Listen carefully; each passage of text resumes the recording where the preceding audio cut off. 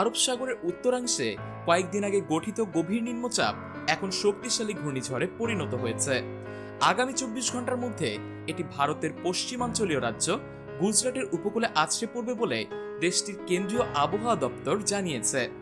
ঘূর্ণিঝড়টির নাম আসনা রাখা হয়েছে, যা পাকিস্তান রেখেছে। গুজরাটের পাশাপাশি পাকিস্তানের দক্ষিণ পূর্বাঞ্চলীয় প্রদেশ সিন্ধেও আসনা আঘাত হানবে বলে আবহাওয়া দপ্তর জানিয়েছে। আইএমডির সর্বশেষ পূর্বাভাস অনুযায়ী বর্তমানে আসনা গুজরাটের নালিয়া শহরের পশ্চিম উপকূল থেকে 250 কিলোমিটার, পাকিস্তানের করাচির উপকূল থেকে 160 কিলোমিটার এবং বেলুচিস্তানের পাসনি উপকূল থেকে 350 কিলোমিটার দূরে অবস্থান করছে। ঘূর্ণিঝড়টির বর্তমানে ঘন্টায় 14 কিলোমিটার গতিতে এগোচ্ছে। আসনার প্রভাবে গুজরাটের জামনগর, সুরাট, পোরবন্দর, মোরবি, স্বর্ণক এবং কোচ জেলায় বুধবার রাত থেকে ভারী বর্ষণ শুরু হয়েছে। অতিবৃষ্টির কারণে এসব জেলার অনেক এলাকায় বন্যাও দেখা দিয়েছে। সর্বশেষ 24 ঘন্টায় সবচেয়ে বেশি বৃষ্টি হয়েছে কচ্ছ জেলায়।